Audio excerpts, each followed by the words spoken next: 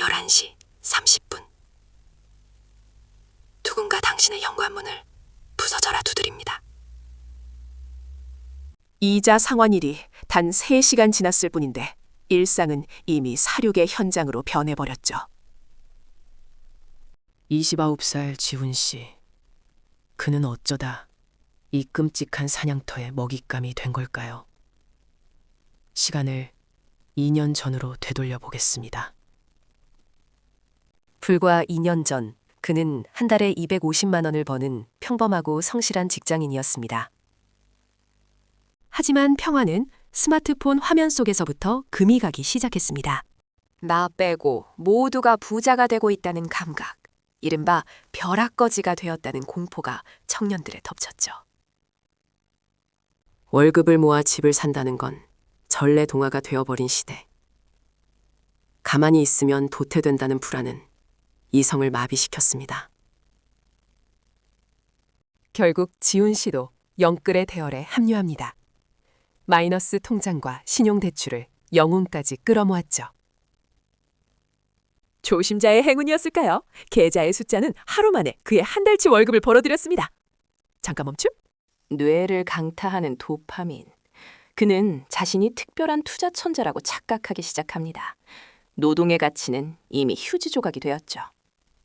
하지만 파티는 너무나도 짧았습니다. 금리 인상과 함께 찾아온 대폭락장.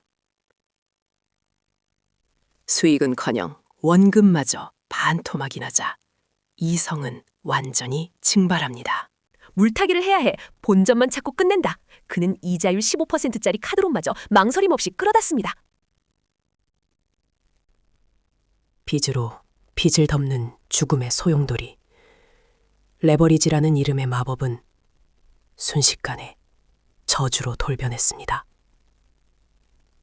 그리고 운명의 날, 청산.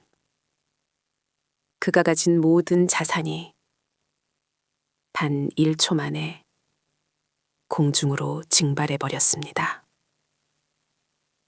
남은 것은 1억 원이 넘는 빚과 바닥으로 곤두박질 친 신용점수뿐. 그제야 정신을 차리고 수습하려 하지만 1금융권의 문은 이미 얼음장처럼 굳게 닫혀 있었습니다. 2금융권, 3금융권, 심지어 대부업체마저 대출 한도가 꽉 찬 그를 외면합니다. 당장 내일 막아야 할 이자만 200만 원. 정상적인 궤도에서 이탈한 청년이 쫓기듯 당도하는 곳. 대한민국의 가장 깊고 어두운 그늘.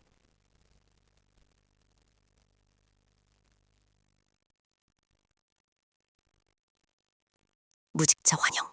묻지도 따지지도 않고 당일 입금. 그 치명적인 독사과를 결국 베어물고 맙니다. 불법 사금융업자들은 처음엔 구원자의 얼굴을 하고 다가옵니다. 은행의 냉대와 달리 그들은 너무나도 친절했죠.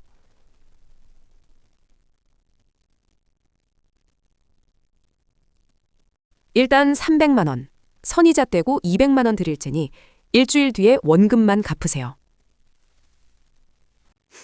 내일 당장 터질 폭탄을 막기 위해 지훈 씨는 서류의 이면을 보지 못했습니다. 아니, 보지 않았습니다. 서명과 동시에 300만 원짜리 썩은 동아줄은 그의 목을 조르는 강철 올가미로 변했습니다.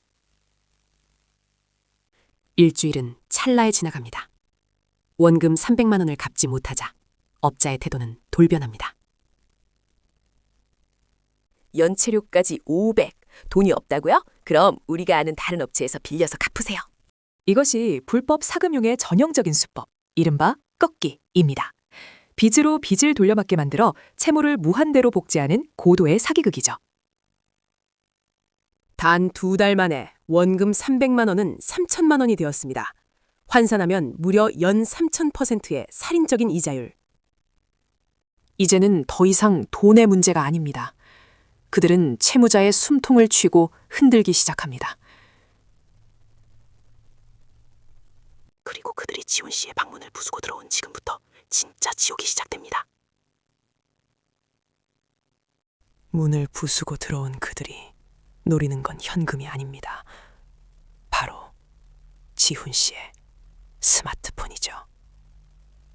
부모님, 직장 상사, 친구, 심지어 전 여자친구까지 스마트폰 속 1,400명의 연락처가 고스란히 그들의 서버로 넘어갑니다. 현대 사회에서 가장 끔찍한 인질극, 이른바 지인 추심의 덫이 완성되는 순간입니다. 이제 지훈 씨는 빚을 갚기 위해서가 아니라 지인들에게 연락이 가는 것을 막기 위해 목숨을 겁니다. 하루 20시간의 배달. 밥 먹는 시간조차 아까워 진통제와 에너지 드링크로 버티는 지옥 같은 나날들. 하지만 뼈를 깎아번 하루 일당 15만 원은 원금은커녕 그날의 이자를 막기에도 턱없이 부족합니다. 사냥감이 한계에 달했다는 걸 눈치챈 보식자들. 그들은 드디어 가장 잔인한 무기를 꺼내듭니다. 바로 딥페이크 협박입니다. 단 몇 초 만에 지훈 씨의 얼굴은 입에 담기도 힘든 음란물로 합성되죠. 오늘 자정까지 1,000만 원 안 보내면 이거 네 엄마랑 회사 게시판에 싹 다 뿌린다. 기천만 원, 도저히 구할 수 없는 금액. 장기라도 팔아야 한다는 극단적인 공포가 그의 뇌를 지배합니다. 잠깐 멈춤. 자정. 기적은 일어나지 않았습니다. 그리고 사채업자의 손가락이 마우스를 클릭하는 순간. 그동안 그가 쌓아온 29년의 인생은 단 한 번의 클릭으로 완벽하게 박살나버렸습니다. 다음 날 회사. 동료들의 멸시 어린 시선. 끊임없이 울려대는 회사 전화. 결국 그는 직장에서 쫓겨났습니다. 사채업자들이 의도한 완벽한 사회적 고립이 완성된 거죠. 이것은 단순한 채무 독촉이 아닙니다. 인간의 존엄성을 갈갈이 찢어버리는 명백한 사회적 타살입니다. 모든 관계가 끊어진 텅 빈 세상. 가장 사랑하는 가족의 목소리조차 이제는 가장 두려운 형벌이 되었습니다. 자신을 올가매는 이 지옥에서 벗어나는 유일한 방법.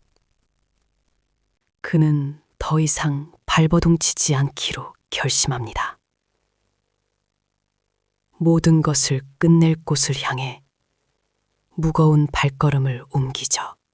차가운 바람이 부는 옥상 끝. 수많은 청년들이 마지막으로 내려다보았을 너무나도 아득하고 무서운 높이. 그가 허공을 향해 팔을 내디디려는 그 찰나의 순간. 안 돼! 수치심과 공포의 눈이 멀어 잊고 있었습니다. 세상 모두가 돌을 던져도 절대 손을 놓지 않을 단 한 사람이 있다는 것을. 엄마가 미안해. 살아야겠다는, 아니 살려내겠다는 처절한 의지. 그것이 끊어졌던 이성의 끈을 다시 이어붙였습니다. 이제 피하는 대신 정면으로 부딪히기로 합니다. 첫 번째는 불법 추심과 딥페이크 유포에 대한 경찰 고발. 두 번째는 채무 대리인 제도입니다. 변호사가 채무자 대신 전화를 받으며 사채업자들의 지옥 같은 연락을 원천 차단하는 국가지원 방패죠. 그리고 마지막 가장 험난한 싸움. 개인 회생 절차를 밟기 위해 법원의 문을 두드립니다. 도덕적 해이라는 비난도 쏟아집니다. 하지만 국가는 한 명의 청년을 죽음으로 내모는 대신 다시 일어설 기회를 주기로 결정했습니다. 물론 빚이 전부 사라진 것은 아닙니다. 앞으로 3년 혹은 5년, 최저 생계비를 제외한 모든 돈을 갚아나가야 하는 고통스러운 속죄의 시간이 남았죠. 하지만 적어도 내일 아침 눈을 뜨는 것이 더 이상 두렵지는 않습니다. 지훈 씨는 기적적으로 심연에서 빠져나왔습니다. 하지만 아직 그 어둠 속에 남겨진 수많은 지훈 씨들은 어떨까요? 20대 청년 다중채무자 수 30만 명. 불법 사금융에 노출된 청년의 수는 이제 통계조차 잡히지 않을 정도로 비대해졌습니다. 청년들이 배달 오토바이 위에서 피를 흘릴 때 그들의 피를 빨아먹은 포식자들은 강남의 클럽에서 샴페인을 터뜨립니다. 미적분은 밤새워 가르치면서도 대출 이자 계산법과 금융 사기를 피하는 법은 단 한 번도 가르치지 않은 대한민국의 교육 시스템.